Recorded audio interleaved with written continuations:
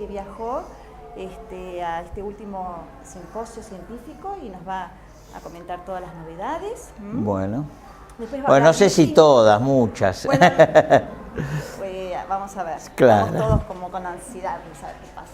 Y después va a hablar Virginia, que es la coordinadora terapéutica de la escuela, de la Casa Angelman, y también de todos los chiquitos que vienen por la tarde.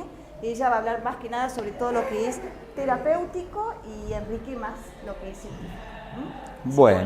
Bueno, muchas gracias Maxi, muchas gracias a todos, especialmente a Casa Angelman por haberme permitido nuevamente estar en este simposio. La verdad que un valor incalculable en todo sentido.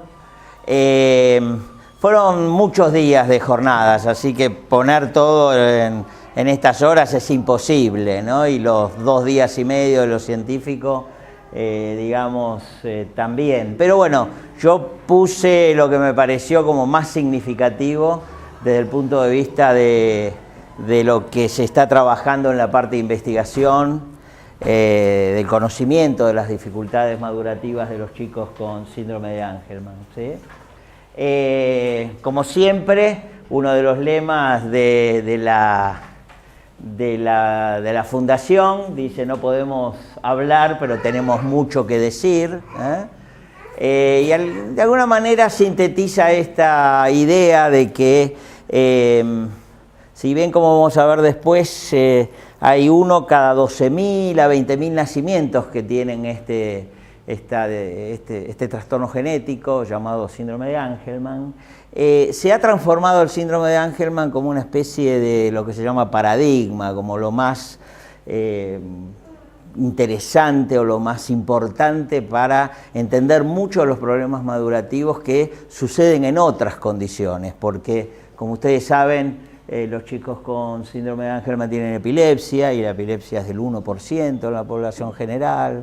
Los chicos con trastorno de Angelman tienen trastorno del lenguaje, y esto es algo que sucede en muchos chicos, etcétera, etcétera. Así que de alguna manera el síndrome de Angelman, por las características genéticas que ahora yo voy a tratar de traducirles, se ha transformado como una especie de modelo, por decirlo así, en el cual entender cómo estos trastornos del habla, del lenguaje, de la epilepsia servirían para muchas otras condiciones. Y como tiene características desde el punto de vista genéticas muy particulares, esto hace de que entonces haya un montón de gente investigando en esto, a pesar de que es una condición que, si uno la lee en los libros o en las revistas, es algo raro.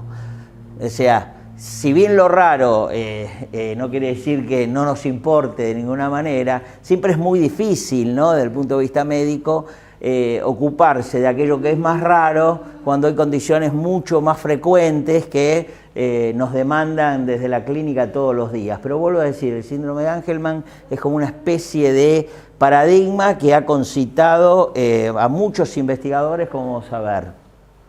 Así que no hablo, pero tengo mucho que decir, tiene que ver con esto, ¿no? Comprender y tratar de resolver los temas del síndrome de Angelman de alguna manera sería la puerta de entrada de muchos otros trastornos. Así que bueno, por ese lado estamos como con un poco de suerte, porque muchas de estas condiciones se dicen huérfanas, ¿no?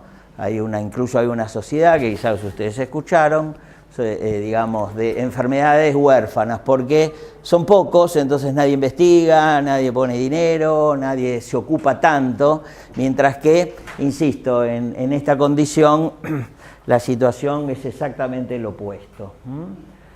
Bueno, el título de esta conferencia fue este que está ahí arriba, ¿no? Como, digamos, haciendo como una especie de campeonato para el progreso, El anterior había sido entre cruzamientos de camino, a The Crossroads. Así que bueno, es como que en estos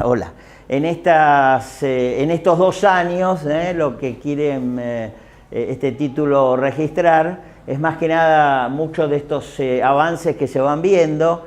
Y ahí hay una lista que para ustedes son nombres raros, pero para los que están en el campo de las neurociencias son todas personas ante todo de universidades del primer nivel, Harvard, Texas, ¿sí? y además los que están a la izquierda, que son las personas, cada uno de ellos son investigadores top, ¿no?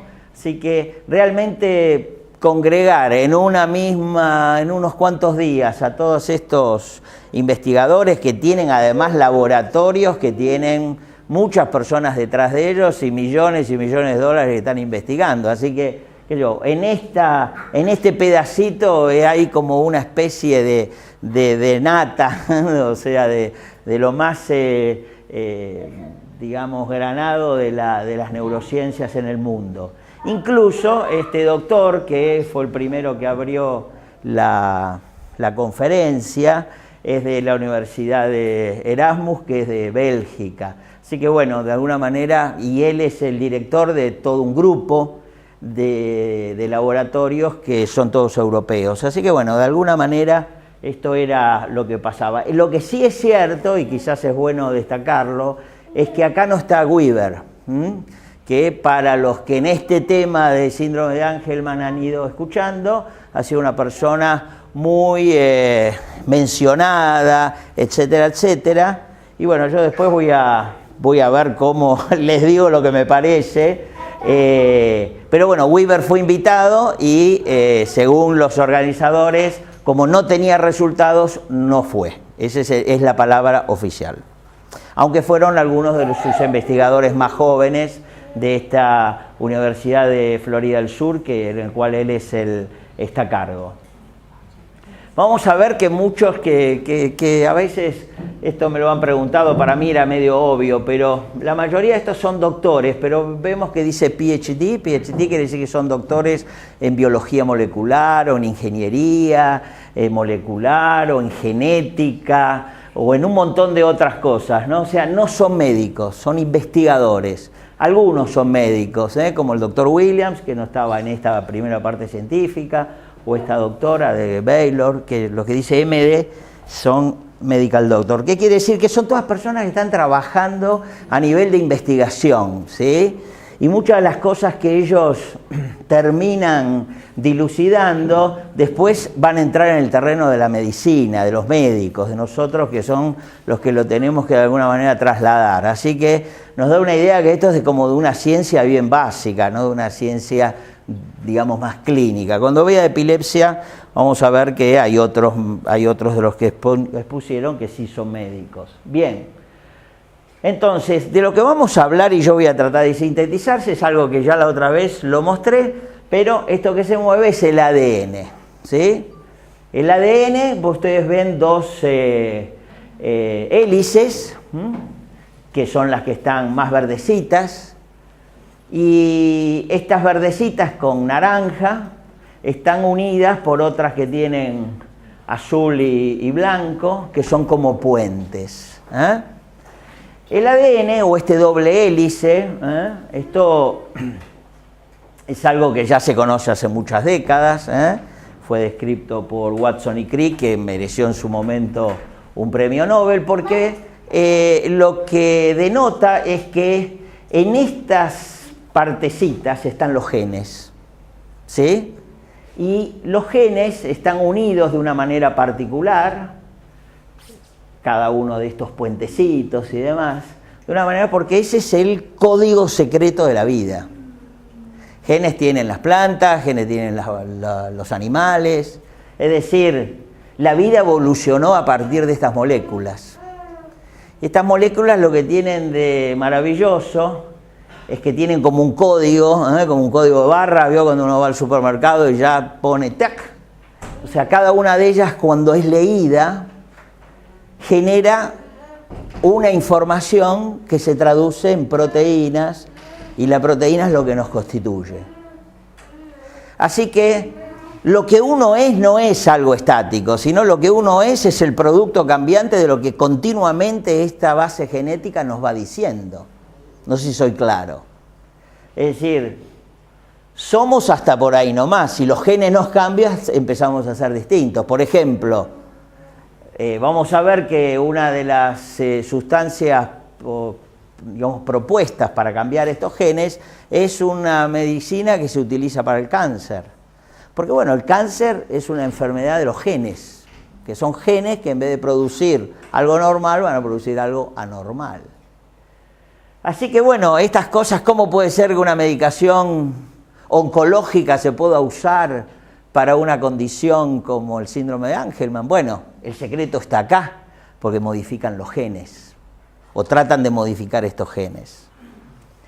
Bien, ya de una manera estática entonces, nuevamente el doble hélice con esos puentes y los cromosomas que tienen todos esos dobles puentes, ¿eh? O sea, el ser humano tiene X cantidad de cromosomas y uno para la mujer y otro para el varón, otros la rata, o el ratón, mejor dicho, que es sobre el cual se hacen la mayoría de las investigaciones, tienen otro número, pero la mosca también tiene genes, aunque en menor cantidad, pero más allá que sea una mosca, la mosca de la fruta, sobre la cual se investiga mucho, o un ratón, la información en los genes que tiene es muy común, casi un 99% de genes son comunes. Si la cantidad de genes que nos diferencian con un ratón, o aún con una mosca de la fruta, no son tantos. ¿Sí? O sea, parece una sorpresa, uno dice, el pobre ratoncito no habla y tantas cosas que no puede hacer. Pero bueno, tenemos un origen común en la vida, ¿sí? Más allá de que creamos en Dios, que lo creó, o una teoría evolucionista que se formó, estos genes nos acompañan desde el principio de los tiempos y somos todos comunes, ¿eh? Hay muchos comunes. Es por eso que las pruebas o los experimentos que se hacen en animales como el ratón y demás son en gran medida extrapolables al ser humano, porque hay muchos denominadores comunes. Bien, y como les dije antes, esa cadena de doble hélice descrita por Watson forma los cromosomas, las cuales forman las células, que es lo que está allá en amarillo con un centro azul, con el núcleo, y eso, como dice ahí, es la molécula de la vida, ¿eh? Porque esto es denominador común a todas las formas vivientes, plantas, vegetales, animales, etcétera, etcétera. Bien, así que decodificar lo que hay en los genes es como entrar en la computadora central de la vida, ¿no? Es algo, digamos, bastante ambicioso, pero que hoy la medicina está, o la ciencia, las neurociencias están, y especialmente acá los genes que codifican nuestro cerebro. Porque, bueno, indudablemente dentro de lo que es la creación, el sistema nervioso es el más complejo, el sistema nervioso humano especialmente, ¿eh? Es un cerebro que, como ustedes ven, tiene como muchos, parece como choricitos o rulos, porque ha crecido tanto que no entra dentro del cerebro, entonces se pliega. Y tiene zonas del cerebro mucho menos modernas, como esta que está acá, no coloreado, que es el cerebelo, que tiene que ver con funciones que nosotros decimos filogenéticamente, es decir, que pertenecen más al principio de los tiempos, que tiene que ver con el equilibrio. Un gato tiene mucho equilibrio, un reptil tiene mucho equilibrio, pero están en partes del cerebro que son muy antiguas. Pero nuestros chicos tienen problemas de equilibrio, así que ver cómo estos genes producen modificaciones a ese nivel también es importante desde el punto de vista de este tipo de investigación. Bien. Para hablar rápidamente ya, este sería como un marco general de lo que son los genes, el doctor Angelman, que como ves dice MD, es decir, que era médico, él describió originalmente 3 niños a su regreso de la Segunda Guerra Mundial a su país de origen, Inglaterra, describió niños que tenían en común, él fue a trabajar casi a un médico, a un hospital de así suburbano, pero tuvo la sagacidad de ver que en ese lugar había niños que tenían algunas características comunes, ¿no? Había de todo, había chicos con lesiones, chicos con síndrome de Down, o sea, era un centro de un montón de dificultades. Y él pudo extractar en varios de estos chicos como características comunes, ¿no? Y ahí está la foto del primer artículo que él en una revista publica, a lo típico que todos nosotros hoy reconocemos, lo miramos y decimos, bueno, pertenece a esto. Pero en esa época esto no estaba reconocido. Además de un buen médico y una muy buena persona, como todos lo describen, él era un amante del arte y en Florencia vio este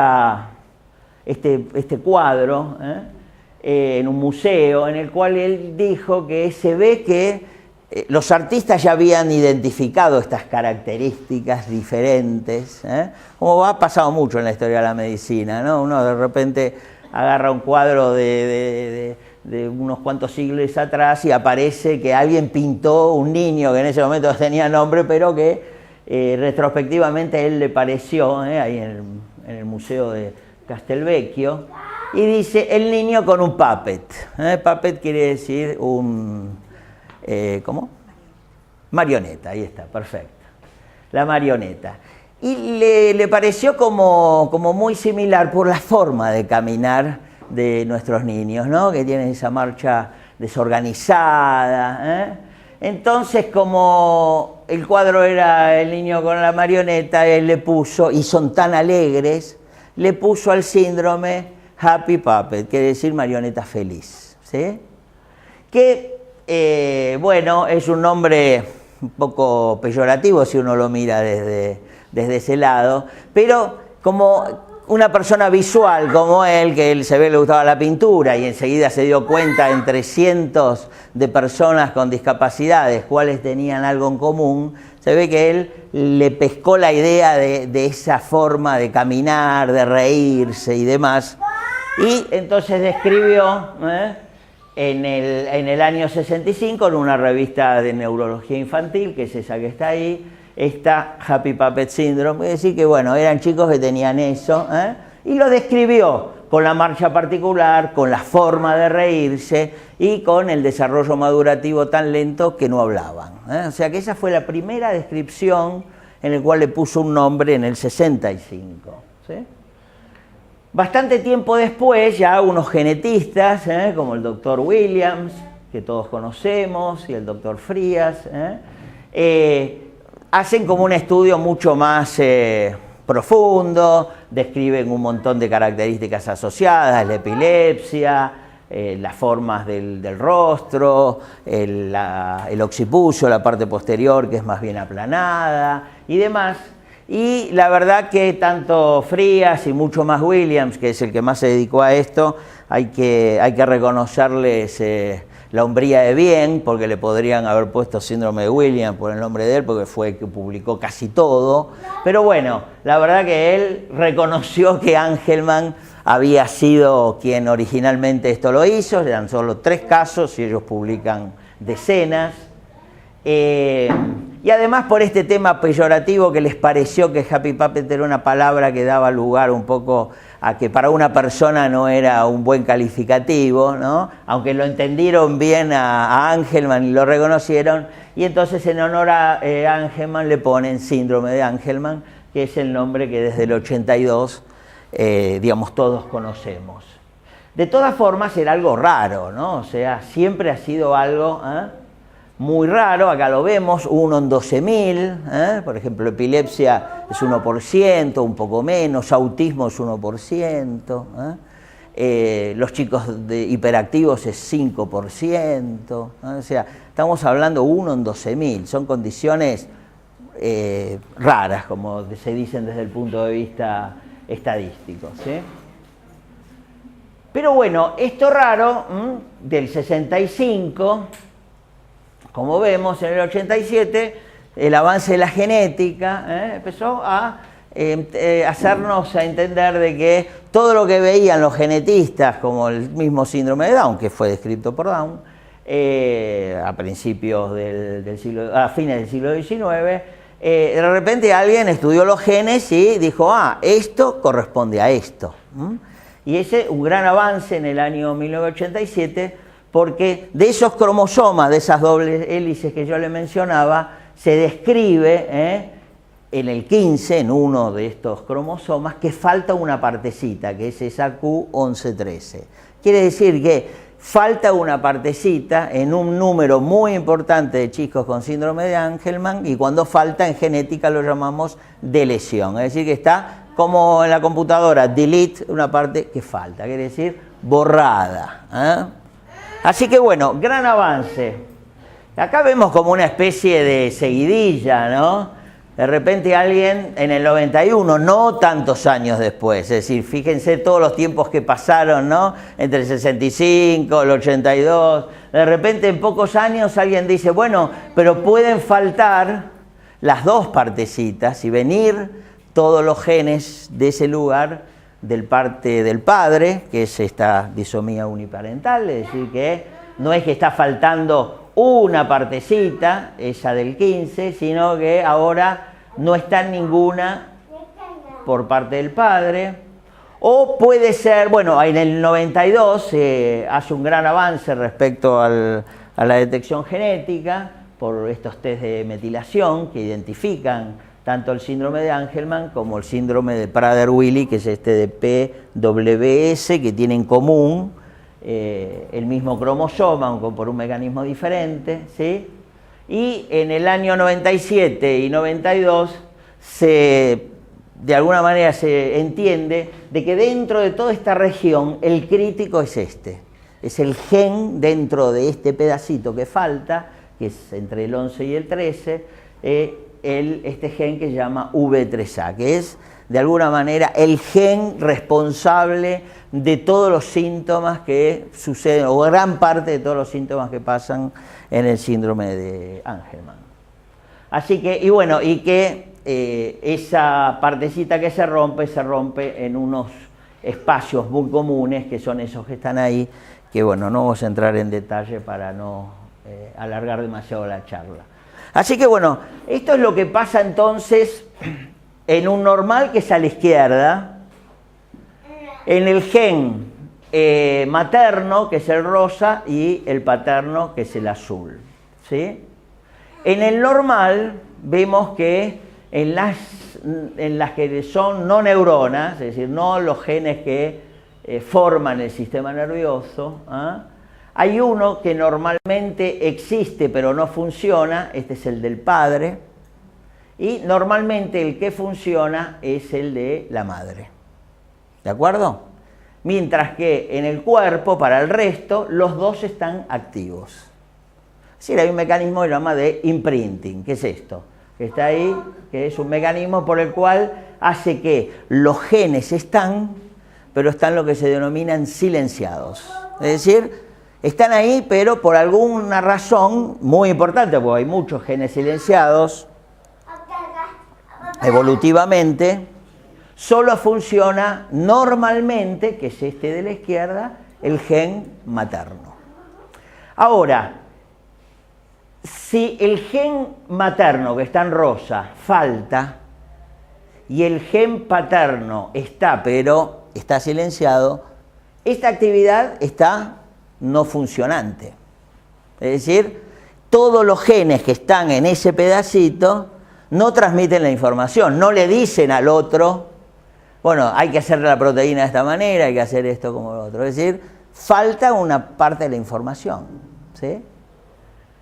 Y entonces, lo que vemos, la pérdida de este gen de V3A, la expresión, da lo que se denomina síndrome de Angelman.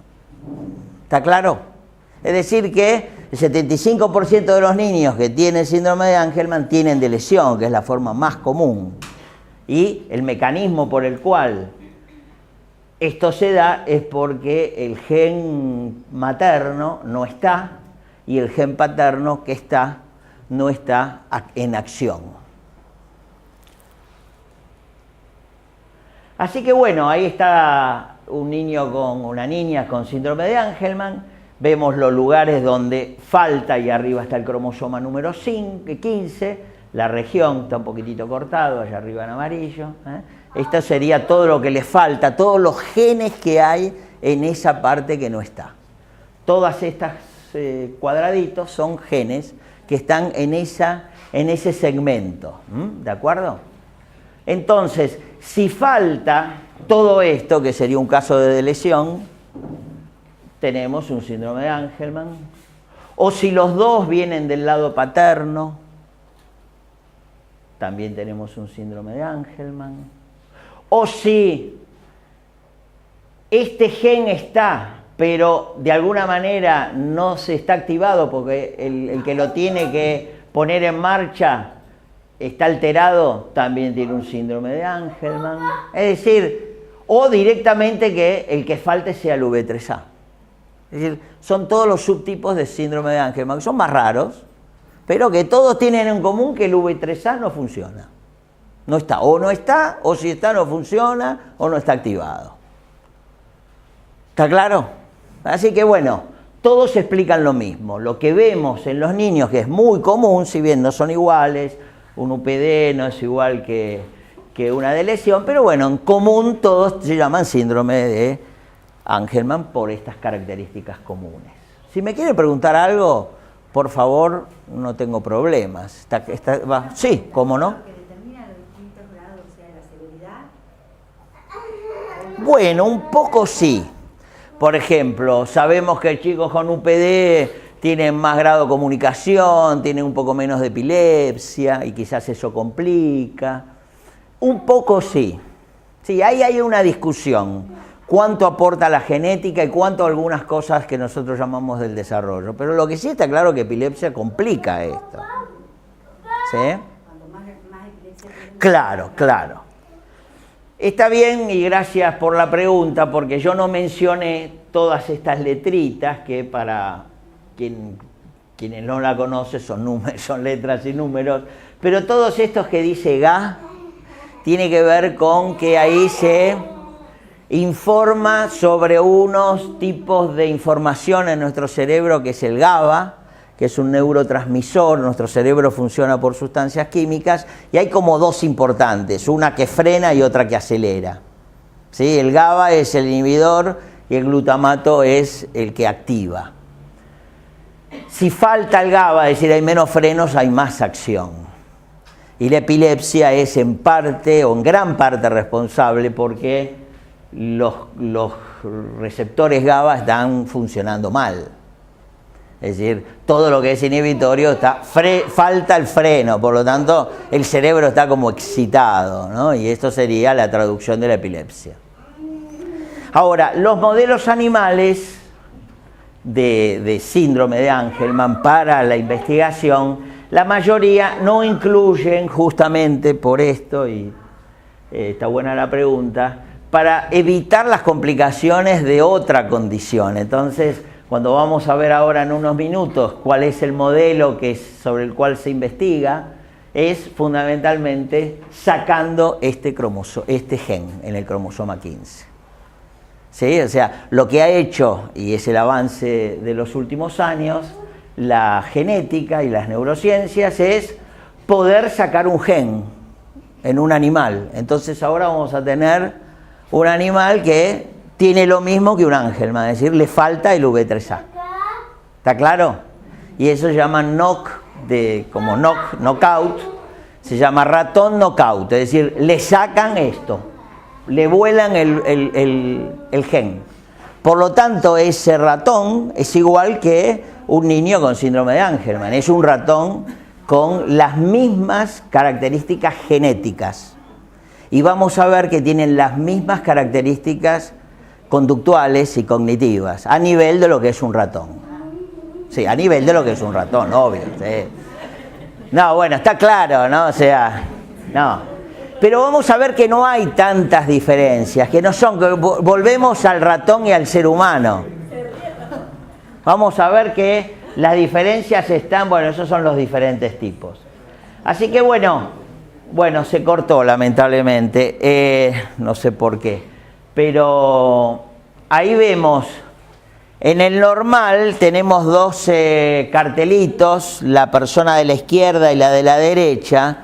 La de la izquierda, el que es una mujer, el gen funciona y el paterno está como con un cartel como el de la derecha que dice no está, ¿sí?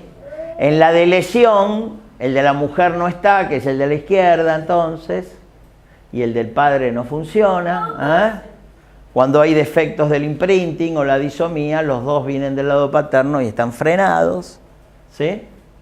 Y acá pone terapias, tratamientos, a ver, ¿se podrá poner en acción este? ¿Sí? Que es un poco la...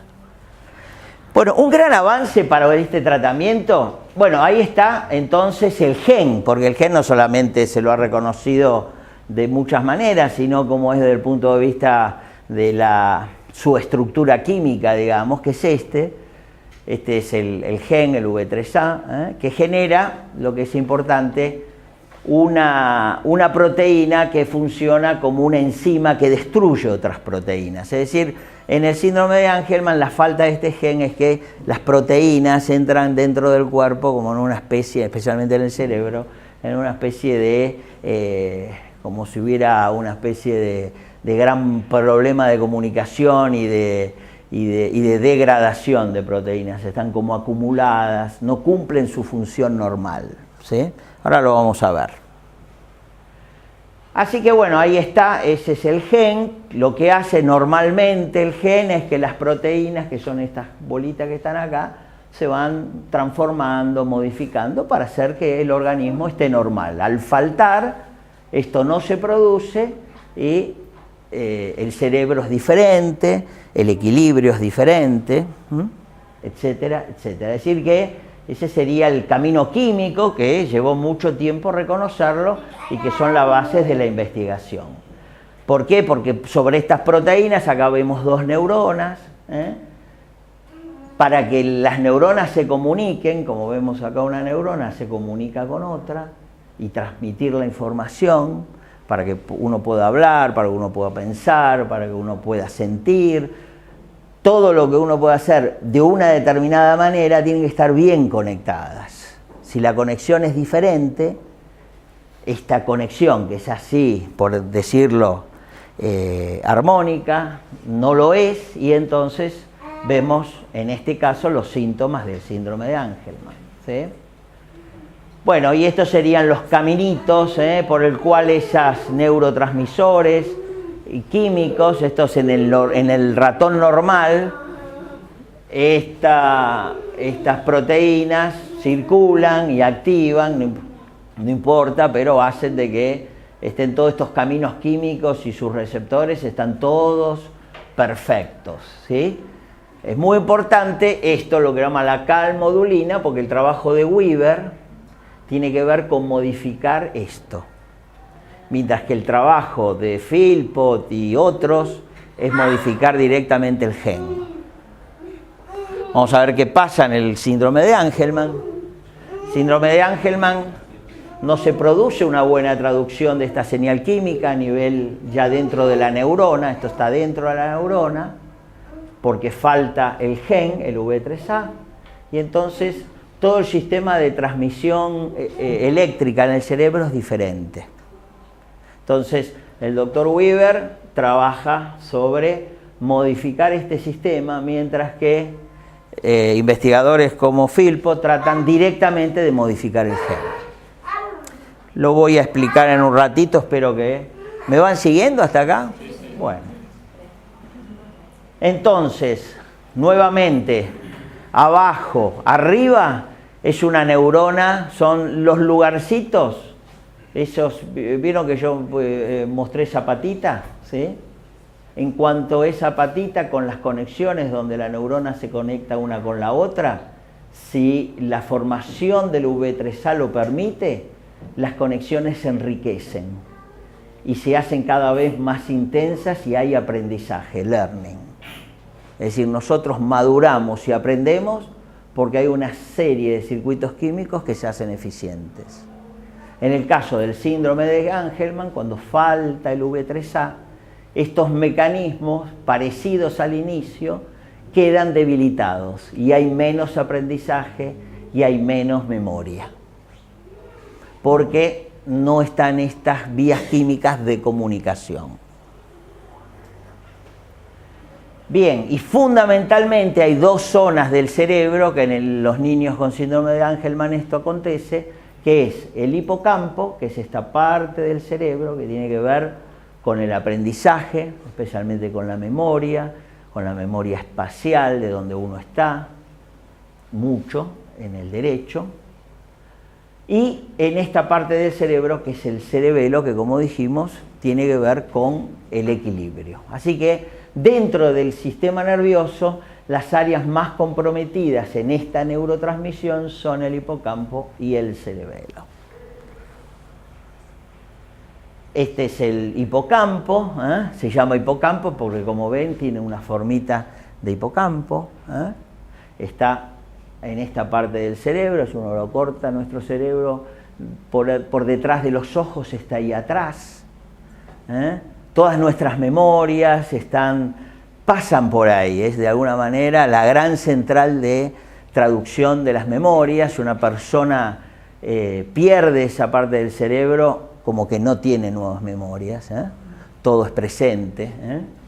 Así que es un área crítica del cerebro, y vemos que esta zona crítica del cerebro, que son todos estos numeritos, está con conexiones que en el caso del síndrome de Angelman son diferentes, como yo les mostré, ¿sí?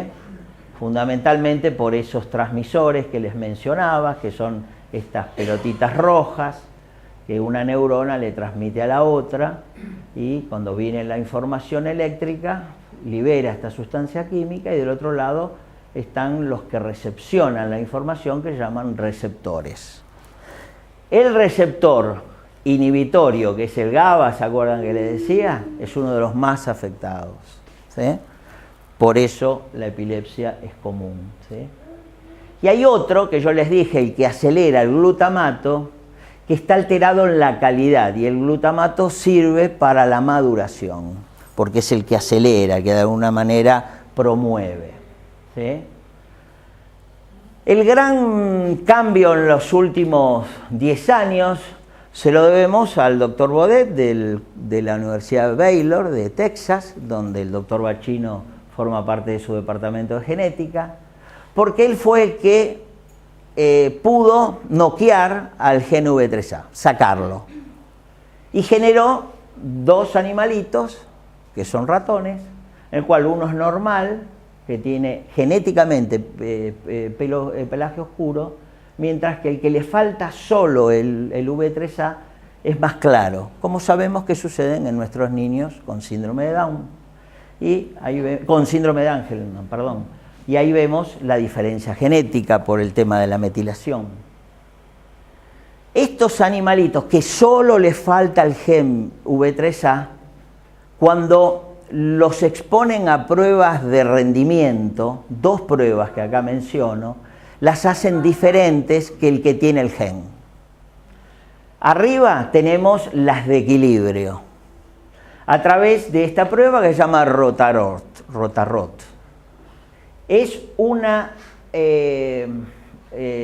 eje que gira, y la rata tiene que ir tratando de mantener el equilibrio con la velocidad que le va imponiendo esta rotación. Entonces la ratita con las cuatro patitas cada vez tiene que ir más veloz. Se toma como normal como lo hace una rata, que son todas clones. Es decir, son todos clones, es decir, son todas ratas, todas genéticamente iguales, son puras, y algunas de ellas solo le sacan el V3A. Las hermanas hipergemelas, por decirlo así, lo hacen de determinada manera, y a las que le falta el V3A se caen. Y esa es una medida de que estas ratitas tienen problemas de equilibrio, similares a los problemas de equilibrio que tienen nuestros niños. La otra prueba, que estos mismos ratones, no ratitas, perdón, digo ratitas, pero son ratones, que se utilizan, wild type quiere decir las que no tienen el gen faltante, y a ese es Angelman, ¿sí? Entonces, esto que está acá en cuadrantes es un estanque de agua. Se tira al ratón en el estanque de agua, y sumergida hay unas plataformas. Y se ve el tiempo que el ratón tarda en explorar el cubículo, encontrar la plataforma, para estar a salvo, para no ahogarse. Porque es un estanque de acero, no tiene de dónde agarrarse. Si uno lo deja, fallece por agotamiento. Pero si descubre la plataforma, sobrevive. Se la saca y se la vuelve a tirar. Pasado una hora, pasado un día, pasado una semana. Si retiene la información, quiere decir que aprendió. Si a la semana la vuelven a tirar, el ratoncito no da todas las vueltas de la primera vez, sino que rápidamente va a buscar dónde está la plataforma, porque su hipocampo tiene las conexiones que le permite guardar la información. Sin embargo, al ratón que le falta el gen V3A, casi cada vez que lo tiran es como una primera vez, aprende menos. Es decir, tiene menos orientación especial y codifica menos la información. Y estas son las dos medidas cognitivas en un ratón que se parecen a nuestros niños, es decir, tienen menos aprendizaje y tienen menos equilibrio. Estamos claros de que hay una diferencia enorme entre un ser humano y un ratón, pero hay denominadores comunes, ¿sí? Y estas son dos pruebas que se utilizan. Si vamos a hacer algo, tienen que modificar algo de esto.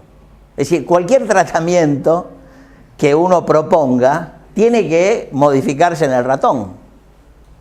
¿De acuerdo? Es decir, que son pruebas muy importantes. Es más, en esta conferencia el doctor Elgerstam de Erasmus, de Bélgica, él dice que en realidad los medicamentos que pueden ser exitosos, habría que probarlos como que este es uno de los más sensibles para empezar, lo que llama screening o tamizaje, ¿no? Es decir, cualquier fármaco que uno supone que va a subir, que puede ser útil, bueno, le hacemos la prueba de del equilibrio, ¿no? El aumento de tamaño, vieron que muchos chicos con síndrome de Angelman, no todos, pero algunos tienen tamaño más grande, correcto, sí. Especialmente los UPD. Entonces, como les dije, ahí están los cablecitos con las conexiones que se van perfeccionando durante la maduración, que son las sinapsis, que son estos dibujitos que están acá. Y este es el cerebro del ratón. WT quiere decir que es el que no tiene el defecto del V3A, y este es el hipocampo del ratón. Y vemos que todos estos dibujitos, estos píxeles, por decirlo así, son neuronas con conexiones.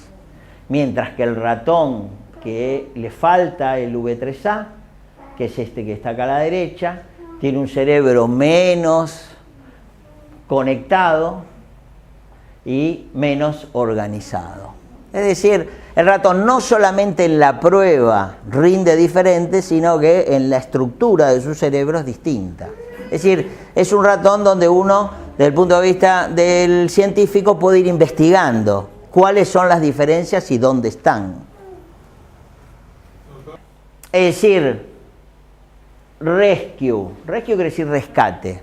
Ahora van a ver 3 artículos parecidos, no importa, en este caso es del Dr. Weaver, en el cual, modificando esa sustancia, esa traducción, hace que el ratón, el mouse model, su ratón, lo rescata. Quiere decir que cuando lo ponen en el estanque o lo ponen en la rueda que da vuelta, hace lo mismo que un normal. Es decir, lo curó al ratón. En este caso le cambió el gen. Le puso un gen nuevo y lo puso con un virus que lo mandó y lo cambió. Bueno, acá hay otro que modificó una parte de ese gen, no importa, la verdad que son todas cosas muy complejas, pero para decirle que están publicadas y son, y nuevamente revierte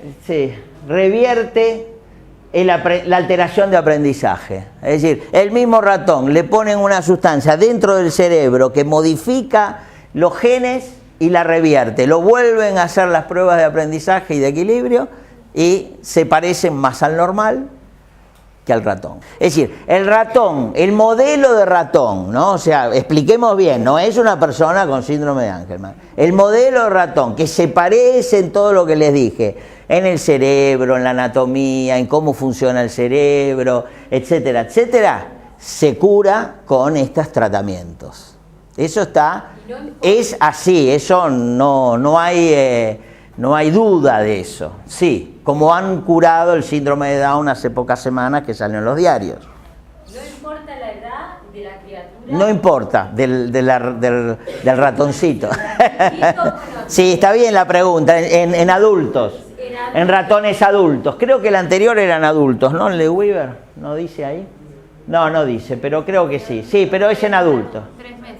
3 meses, adulto. Un ratón de 3 meses es un adulto, sí. ¿Y eso que se revierte, les dura o es por un tiempo? Sí, les dura. Sí, está buena la pregunta también. Persiste. No dura una semana. Doctor, Dura, sí. después del tratamiento se sigue produciendo La proteína. Y porque le pusieron un gen.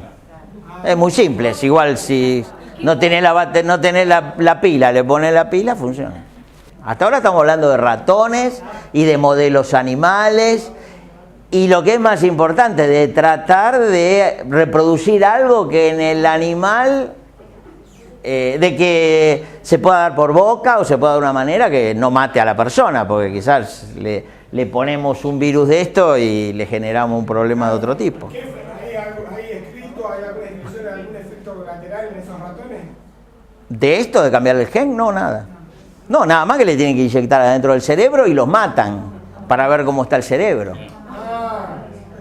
Y el cerebro se parece al del ratón normal. No es que los matan por eso, los matan para ver cómo cambian. Claro. Bueno. Y Philpott hace poco hizo esta, la verdad que me pareció bueno porque dice, más que nunca antes, nosotros debemos ser optimistas respecto a los tratamientos que se están desarrollando en el síndrome de Angelman. Primero, ha habido como un brote en la investigación dentro de este síndrome y del V3A, que es el gen. Investigadores líderes del mundo, de Estados Unidos, ¿no? Han empezado programas tratando de llevar la investigación al campo clínico. Así que esto es de gran importancia para ser optimista. Segundo, porque los síntomas centrales del síndrome de Angelman, llámese lo del equilibrio, llámese lo del aprendizaje, surgen de un defecto singular, que es un gen. Por eso, nuevamente vuelvo al principio de la charla. ¿Por qué es tan importante la investigación? Porque es como una condición muy particular en este sentido. Y las intervenciones de tratamiento terapéuticas son disponibles en síndrome de Angelman que en otros trastornos que tienen muchos genes, es decir, es un gen, no es que hay 40 genes. Tercero, porque esta regulación genética, eso del imprinting, del silenciamiento, hace que el V3A pueda ser manejado, es decir, prendido, el del padre, ¿sí? Y bueno, voy a presentar sus investigaciones, bla, bla, bla. Bueno, los tratamientos que hoy tenemos son de 3 tipos. El que tenemos hoy es sintomático. ¿Qué quiere decir? Actuamos sobre los síntomas del trastorno, no sobre los mecanismos del trastorno. Por ejemplo, los tratamientos antiepilépticos. Es decir, es una consecuencia de toda esta dificultad que tiene las células, las neuronas y cómo se conectan, etcétera, etcétera. Pero no van al fondo de la cuestión. Aunque bueno, conocerlos y manejarlos bien es muy importante. Y una parte de la charla va ahí. El segundo mecanismo es cómo se conectan las neuronas, cómo se hacen las sinapsis, que son las conexiones de las neuronas. Como yo les dije, las neuronas uno no aprende sabiendo lo que le pasa en la vida, el entorno, el tratamiento de estimulación, lo que hace Virginia, todo eso hace que esta sinapsis se vayan conectando. Es decir, que es muy importante los tratamientos, no solamente de que no tenga crisis, sino que tenga un buen tratamiento de rehabilitación o habilitación, porque son cosas por adquirir. Entonces, todo eso sabemos que se juega en el lugar de la sinapsis, ¿eh? Y el doctor Weaver es el que, como les dije, pone la luz sobre cómo las conexiones del síndrome de Angelman son y cómo él las puede modificar, ¿no? Ahí es una palabra tipo clave, cambian algunas en la matriz, en la parte de la neurona, cambian sustancias, proteínas, ¿eh? Y él propuso de que un antibiótico, que es una tetraciclina, que se utiliza para el acné hoy en día, que se llama minoxiclina, modifica eso, ¿sí? Y según sus evidencias, el tratamiento en el animal, en el ratón, con knockout para Angelman, lo revierte, aún en un adulto. Por lo tanto, propuso un tratamiento en humanos y esto empezó el año pasado. ¿Y los resultados? Pero, ¿qué hace? ¿Qué ansiosa? Un poco de paz, por favor. Y después, el otro tratamiento, el tercer tratamiento, yo voy a pasar cada uno de ellos. Y el tercer tratamiento sería el que aparece como el más de fondo, por decirlo así, porque va directamente El futuro. a la causa, que es activar el mismo gen que todos tenemos, que es uno que vino de nuestra madre y la otra era del padre, ya que el de la madre por algún mecanismo no está operando bien, usar el otro, activar el otro, prender el otro. Y eso sabemos que es efectivo en ratones de experimentación. Y este es el trabajo del doctor Philpott, que para eso utilizó un grupo de drogas. La minoxiclina es un antibiótico aprobado y de uso por FDA y por ANMAT en Argentina, es decir, que está en la farmacia. Este es un tratamiento oncológico que se utiliza para cáncer, que también está, bueno, no sé si en la farmacia, pero por lo menos en los hospitales que se dedican a esto. Y que se llaman las topo, le dicen, ¿no? Topoisomerasas, son un conjunto de sustancias químicas que, como les dije, el cáncer es un trastorno genético también, es decir, no es raro que algo del cáncer, como decía, alguien lo haya podido utilizar para otras cosas. Y en la universidad donde trabaja el doctor Philpott, que es la Universidad de Carolina del Norte, está en Estados Unidos el grupo de farmacólogos más renombrados y con más conexiones con todo lo que es la farmacología, ¿no? Así que bueno, ahí mostró, no me acuerdo quién fue que lo mostró, no fue él, pero alguien de su equipo, mostró cómo están haciendo el screening. Para encontrar esta topoisomerasa, investigaron más de 2.000 fármacos y están buscando sustancias que puedan ensayar a ver cuál es cuál, ¿no?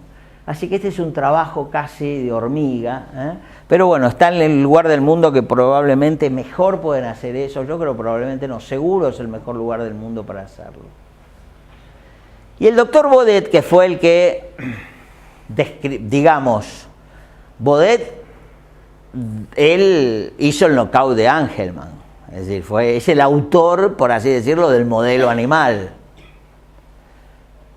Una de sus líneas de investigación se lo dio a Weaver, porque Weaver en ese momento era un asociado de Baudet en su laboratorio, no tenía su propio laboratorio, estaba como en sus inicios. Y Weaver se enganchó en esta historia y entonces Baudet, que es así como Williams, una persona de condiciones excepcionales, le dio este modelo para, digamos, proseguir investigación a Weaver.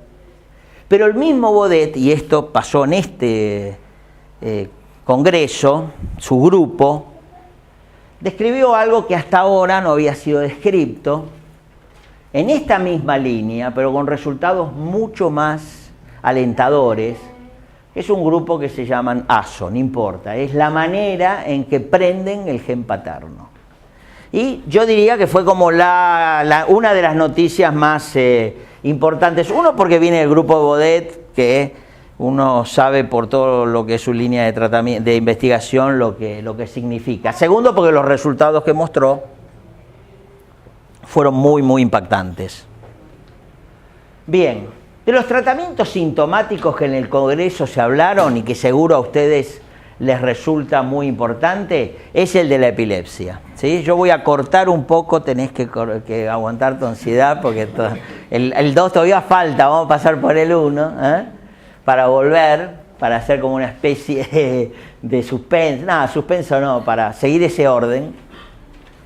Respecto a el tema de la epilepsia en niños con Angelman, y cosas que ustedes muy probablemente ya han escuchado, pero las podemos repetir, que suceden en general cerca de los 3 años, que se da tanto en mujeres como niños, que no hay diferencia de sexo, que son más comunes en los que tiene de lesión, porque claro, falta esa parte del GABA, que un 60% tiene que tomar más de una medicación para poder controlarlas, mientras que el 40% con uno lo puede hacer, de que tienen algo que no es tan común en el resto de los chicos con epilepsia, que se llama estado de mal convulsivo, es decir, convulsiones muy largas, que son riesgosas para la vida incluso, y que también un porcentaje de 30% cuando son adultos pueden no tenerla más o curarse. Y este es un electro que para los neurólogos son muy, muy característicos, para ustedes pueden ser todas rayitas, pero bueno, estas rayitas son tan típicas como el V3A para un genetista. Es decir, este tipo de electro no se ve en cualquier tipo de epilepsia, sino que son muy características del síndrome de Angelman, ¿sí? Y lo que presentó el grupo de Boston, que es el doctor Tiber de Harvard, presentaron muy interesante un estudio de campo, un cuestionario sobre 400, le mandaron cuestionarios casi a 1000 familias con síndrome de Angelman y reunieron los datos de 400, casi 500 chicos con síndrome de Angelman y analizando el tema de su epilepsia. Y este es el trabajo, y más o menos dieron el porcentaje de chicos que tenían, qué tipo de crisis tenían en el síndrome de Angelman, y lo que vemos ahí que muchos tienen un 40% de esas que se caen bruscamente o de la cabeza. Casi un 40% tienen ausencias, es decir, que quedan como tildados. Y lo que es muy importante es que cuando estos tildes son largos, lo que se llaman estatus, es decir, descargas muy sostenidas, muchos de estos chicos se enlentecen en su maduración o involucionan en su maduración. Así que bueno, yo lo puse ahí como una especie de relieve que cualquiera de nuestros niños que no madura como lo venía haciendo, o lo que es más importante, deja de hacer cosas que venía haciendo, quizás tiene esto de ausencia, que a veces pasan desapercibidos, no son tan fácil de darse cuenta porque son como tildes, como pestañeos, como formas de quedarse perdidos. Es decir, por eso digo, todo chico que deja de hacer cosas o que se detiene mucho, puede ser que tenga algo de esto del estatus. Las otras convulsiones más generalizadas todos nos damos cuenta, pero este que llama estatus no convulsivo, es decir, que son ausencias y tildes y pequeñas mioclonías, son muy frecuentes, un 30, un 40% de los chicos lo tienen, así que hay que estar muy al tanto, muy atento. La verdad que no conocemos todo, la verdad que uno No, yo no puedo ser tan omnipotente, decir, sé todo lo que le pasó a un chico que atiendo. A veces uno hace pequeños cambios con grandes resultados y otras veces uno hace todos los cambios, ¿no? Pero los problemas del sueño, y yo sé que en tu hijo es muy común, Nacho, claro. Empezó con problemas del sueño por primera vez ahí. Por eso, los problemas del sueño, y él los tuvo, eso quería decir, son disparadores de muchos de estos estatus. No son la causa, porque la causa es la epilepsia, pero la falta de sueño prende la epilepsia y entonces la empeora, ¿no? Bien, así que bueno, el grupo de Harvard presentó esta investigación, que es muy importante porque es muy amplia, son muchísimos casos, Vieron las edades de presentación, el 60% aparecen antes de los 5 años, antes de los 8 ya el 61%, así que fíjense que tu hijo que empezó a los 6 y la mayoría que empiezan por acá, que es lo conocido, etcétera. Algunos tienen convulsiones que reaparecen más grandes. Y también hicieron una comparación del tipo de epilepsia con el tipo de alteración genética, defecto del V3A o del imprinting o de lesión. Bueno, vemos que el de lesión es el que más tiene, por lo que ya hablamos del... Una cosita. Sí. ¿Epilepsia y convulsión no es lo mismo?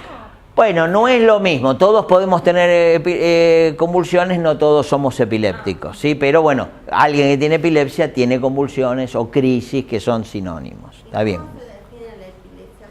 Más de 2 crisis que no son provocadas por ninguna causa. Yo digo, todos podemos tener convulsiones. Si yo ahora en este cable, acá la señorita me pone 220, tengo una convulsión, pero no soy epiléptico, sino que fue provocada, ¿sí? Por ella. Sí, en cambio en la epilepsia son convulsiones espontáneas, sin ninguna causa que las provoca. Y después tuvo ahora el 8 de... Claro, eso es epilepsia, 2 crisis es epilepsia, por eso los doctores te dieron ese diagnóstico. Perfecto. Bien, y después un tema que es de mucha importancia es los remedios que mejor funcionaron, ¿sí? Y ahí está el ácido valproico, que es el que está tomando tu hijo, Y muchos de estos medicamentos, como son casos incluso de adultos, hay muchos que son los medicamentos que antes usábamos, como y que todavía usamos, como el ácido valproico, y están algunos más nuevos, como el Keppra o el levetiracetam, o bueno, Keppra es una marca de fantasía, y vemos el porcentaje de libre de síntomas y que digamos que es igual o mejor que el ácido valproico, y es sorprendente el ribotril o el clobazam. Acá no está clobazam porque en Estados Unidos hace un año que es el caridium, pero bueno, sabemos que todos estos medicamentos que son benzodiazepinas, que en otras formas de epilepsia usamos muy poco, son muy buenos para niños con Angelman, justamente porque por este trastorno genético el receptor GABA está diferente, está funcionando de una manera diferente. Bueno, y ahí está, más que nada que hay medicamentos que los empeoran, como el Tegretol, es decir, que un niño que tiene este diagnóstico no hay que darle Tegretol, ¿sí? O sea, porque los empeora, no solamente no controla la epilepsia, sino que hay remedios que lo empeoran, y es esa barra violeta, que sería exacerbación de convulsiones, es decir, que si alguien se los da, no se lo den, ¿sí? Un trabajo muy interesante, que fue toda una mesa, toda una parte de una tarde que estuve, fue el de dieta cetogénica. Que también es un trabajo del grupo de Harvard y es algo nuevo, y también lo traje, me pareció muy valioso, porque, bueno, ustedes quizás escucharon, dieta cetogénica es una dieta que se utiliza para chicos con epilepsia. La utilizamos normalmente en chicos que fallan las drogas anticonvulsivantes, de las que yo anteriormente mencioné. Y ellos, pero no había ningún trabajo bien hecho en chicos con síndrome de Angelman y dieta. Y ellos utilizaron o dieta cetogénica, que es la ausencia absoluta de comer azúcares, por lo tanto se entra en una cetosis, que es por eso se llama cetogénica, es ese aliento a manzanas, puede tener vómitos, le puede bajar el azúcar, hay que internarlo, pero es muy efectivo, y esto es bíblico, ya está en la Biblia, que las dietas servían, y la doctora que lo explicó hizo una reseña bastante linda respecto a las citas incluso de los egipcios respecto a dietas. Pero bueno, es una dieta muy antinatural, no tiene que comer nada de azúcares, sabemos que nuestra parte de la pirámide alimentaria, los hidratos de carbono, incluso los que vienen de la fruta y demás, tiene complicaciones, algunas como cálculos renales y demás, pero bueno, lo bueno es que con una dieta hay un porcentaje muy alto, del 40%, y el 20% todavía lo estaba usando. Ellos hicieron en un número más pequeño de pacientes esto que se llama una forma que sería como la que se usa para bajar de peso, que es la de Atkins, que muchas personas quizás que han tenido sobrepeso o son tentados a usar, de comer muy pocos hidratos de carbono y muchas grasas y muchas proteínas, ¿sí? Y que sería la modificada o hipoglicémica, ¿sí? Y la verdad que los resultados, que este es el trabajo publicado en la conferencia, dieron un número más alto del presente, este es un trabajo del año pasado. Así que bueno, pareciera ser de que cuando los medicamentos no funcionan, o hay algunos padres, había como muy proclives a decir, bueno, no le demos remedios, hagamos dieta, ¿sí? Entonces, bueno, la verdad que es un desafío cultural, porque no puede comer pasta, no puede comer pizza, no puede comer galletita, no puede comer un helado, no puede comer un postre. La verdad que en la vida cotidiana de una familia, y más de un niño que se moviliza y va y saca, no es un tema fácil, pero es cierto que es efectiva. Y si uno quiere tener esta oportunidad, existen las dietas y sabemos que son efectivas en general en epilepsia, y ahora lo sabemos muy bien, en particular en el síndrome de Angelman, ¿sí? Vamos ahora entonces, señora Campos, al tratamiento volvemos a los genes, no a los síntomas, ¿sí? Volvemos ahora a la sinapsis, el tratamiento de minoxiclina. Lo que dice ahí, Weaver no estuvo en la reunión, por lo tanto no podemos tener, y el argumento por el cual no estuvo es que todavía no tiene datos definitivos. Lo cual uno lo puede entender porque no es un trabajo que empezó hace muchos años, sino tiene poco tiempo, ¿sí? De todas formas, debo decir, con un poco de duda y de tristeza, de que en el ambiente de los científicos más duros que estaban allí presentes, había dudas de que ese tratamiento llegase a ser efectivo, por varias razones. Primero, que algunos de los datos que él publicó, que presentó en las conferencias, no los publicó en esas revistas que yo digo, está publicado acá, está publicado. Las revistas médicas están muy examinadas por lo que llaman comités de revisión, es decir, expertos. Si yo digo de que la pastilla A va a servir en los chicos con síndrome de Angelman y lo publico, tiene que ir a un comité, y en ese comité se lo van a mandar a los expertos en el tema, sin saber que lo hice yo, a ver qué opinan, y que presente pruebas que sean efectivas, que digan, lo que dice parece estar bien. Así que la primer duda nace en que los resultados que él presentó en las conferencias después no fueron publicados, y que el trabajo que hizo, él le dio, y ahí va la respuesta, a 24 niños con síndrome de Angelman, le dio el tratamiento de la tetraciclina, la minoxiclina, que está en el comercio, en la farmacia de la esquina, por decirlo, y lo hizo por pocas semanas, y lo que no hizo fue un grupo control. Para nosotros en investigación, hacer un grupo control es fundamental, es decir, si queremos preguntarnos si algo sirve, se lo damos a algunos de una manera que se llama aleatoria, es decir, al azar, no sé a quién se lo doy. Agarro, por ejemplo, acá, viene un farmacéutico, es el que sabe, y dice, bueno, todos van a tomar una pastilla. Las pastillas son todas iguales, nada más que unos van a tener el principio activo y el otro no va a tener nada. Es decir, lo que se llama ciego. El médico no sabe quién lo está tomando. Saben que todos ustedes están tomando algo, pero yo no sé el que lo está tomando, el que toma la pastilla que es idéntica con algo y la que no toma nada. Porque hay mucho que se llama efecto placebo. Entonces yo, cuando ustedes vienen a contarme, por ejemplo, que es una pastilla, qué sé yo, para la piel o para el pelo, y uno tiene que examinar, uno dice, a ver, sí, está mejor el pelo. Bueno, está mejor.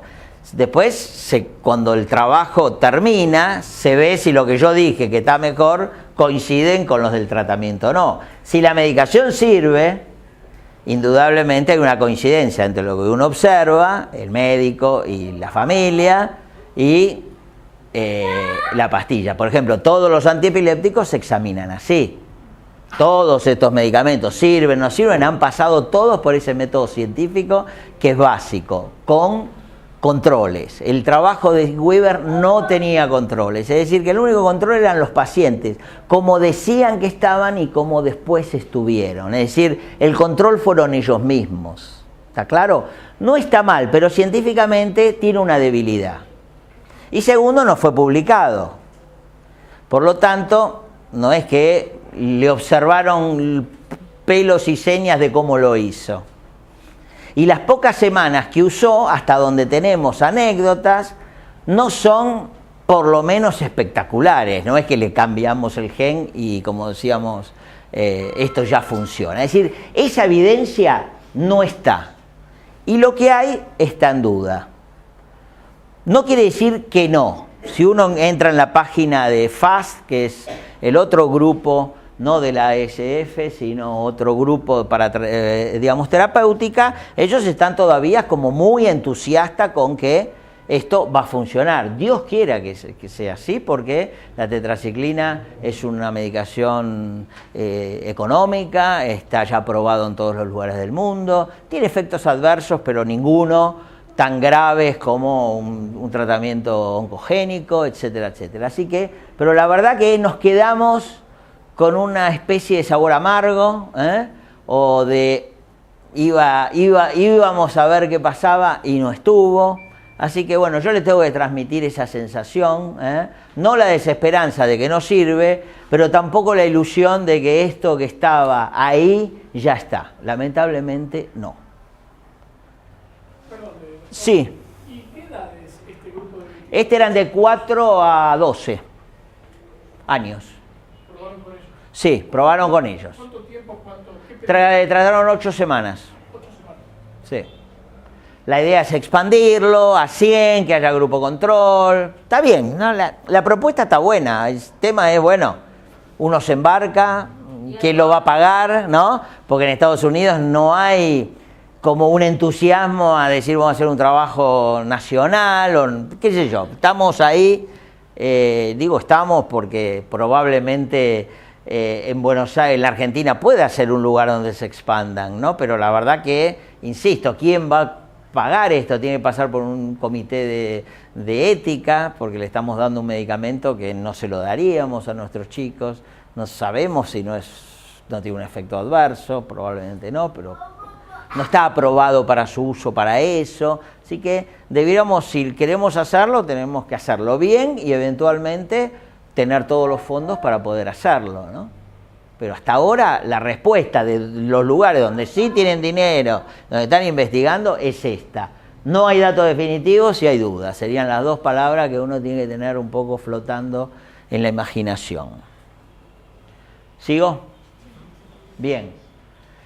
El del cromosoma, que es, digamos, por otra parte, desde el punto de vista de la causa, es el más inteligente, o sea, indudablemente, ¿no? Porque va directamente al gen. Le cierra la puerta a otras condiciones que no sean Angelman, ¿sí? O sea, lo interesante del otro, que sirve para Angelman, puede servir para autismo, puede servir para otras condiciones, que todos tienen denominador común, esas sinapsis defectuosas. Pero bueno, como le mencioné, hay dos, el de Philpott, que usa las topo, y el de Baudet con las ASO. Y la verdad que a nivel experimental los dos tienen resultados muy, pero muy buenos. pero todavía no están ni siquiera cerca de dárselo a un humano. ¿Sí? Porque el oncogénico, que es un tratamiento para el cáncer, en el modelo animal no atraviesa tanto el cerebro. Es muy bueno para cambiar el gen, se usa para cáncer de próstata, pero no llega bien al cerebro. Cuando se lo inyecta en el cerebro, el ratón resuelve todo. Pero claro, ¿cómo hacemos un fármaco que pase al cerebro y que lo cambie? Y las preguntas que se hicieron sobre esto son estas. Bueno, esto sería el mecanismo por el cual, o sea, vuelvo al anterior, activa el paterno. El que no está funcionando, lo activan y entonces se resuelve. Ese sería el mecanismo del tratamiento genético, ¿sí? Y ahí está la que yo antes preguntaba, ¿cómo es esto? En las neuronas, ahí vemos en azul, cómo normalmente el gen paterno no está como frenado y es el materno el que funciona. Si en el síndrome de Angelman, que es este caso, el gen materno no está, la idea es prender y que se active, ¿sí? Que es lo que logran a nivel experimental. Ahí está, lo activan. Entonces, lo que el grupo de Baudet descubrió y lo publicó acá es que encontró un lugarcito en este gen que sería no me lean. Normalmente esto es lo que pasa. Estoy pero no me lean, no sigan este camino. Y él encontró la manera de me lean, ¿sí? En el animal, fabuloso, extraordinario. Ahora, esto lo publicó, son las ASO. Bueno, él no habló una china, que de su equipo, que como todos son los chinos los grandes investigadores, pero él está ahí Baudet y estaba ahí, él muy bajo perfil, estaba atrás, ni habló, o sea. Bueno, entonces las preguntas de estos tratamientos, y que yo las traje porque se hicieron ahí, y algunas las hicieron ustedes, son estas, ¿no? ¿Son estables a largo plazo? Porque bueno, se siguieron algunas semanas, pero no es que los ratones vivieron 3 años, porque son cosas de ahora. Pero no sé quién me preguntó, ¿dura? Bueno, ahí está, hasta donde se vio dura. Pero bueno, no se sabe, y menos en un humano. ¿Qué efecto tendrían la de los cánceres, ¿sí? En el animal en otros aspectos, que no sea solo el cognitivo, en el cuerpo, porque la verdad que es un fármaco que se utiliza para el cáncer si hay que sostenerlo. ¿Qué dosis son necesarias para tomar por boca? Porque estas son inyectadas, el efecto secundario. ¿Qué tipo de pacientes? Es decir, ¿son todos los adultos, los chicos, los que tienen epilepsia? La verdad que no se sabe, porque estos son trabajos a nivel experimental en un modelo muy particular, ¿sí? Y entonces, el enfoque clínico, que es el trabajo a doble ciego, controlado, que es el que no hizo Weaver, que es con grupo control, solo un enfoque, eso un poco lo dijeron mucho ahí, cuando estaba en la reunión así con los padres, ¿no? Y estaba Philpott y estaba, o sea, dijeron, bueno, esto, ¿no? Solo un enfoque con doble ciego permitirá aclarar la utilidad de moléculas como las topo que serían capaces. Es decir, todavía esa etapa no se llegó. No quiere decir que no sucedan, es más, todo parece indicar que sí se va a elegir, eso va a pasar, pero la verdad que no sabemos cuándo ni qué resultados va a tener, ¿sí? Así que bueno, gracias por su atención y a todos ustedes por permitirme acompañarlos en esto de explicarles el tema tan complicado del Angelman. Gracias,